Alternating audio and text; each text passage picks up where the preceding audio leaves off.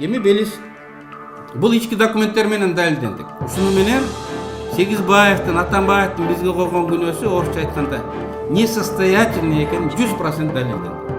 Меня освободили именно потому, что у меня есть маленький ребенок. На сегодняшний день у меня статус осужденный. Хандын сөзү эки болбош эмес. Хандын сөзү экиге каршы бүгүнкү күндө бир күндүн ичинде 5ке айланып барды.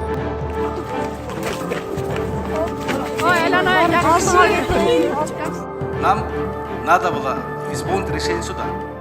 Биз эмне кыргыз элине кор кылып, Атамбаевдин телохранительдери, партнерлору, туугандары кызматта жүрсүн деп туруп ошого кирип атабызбы?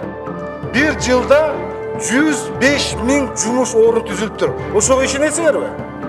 Мен мисалы ишенбейм, урматтуу агайын туугандар. Бүгүн айтып аткан ушул проблемалар негизинен өкмөт моюнга алыш керек.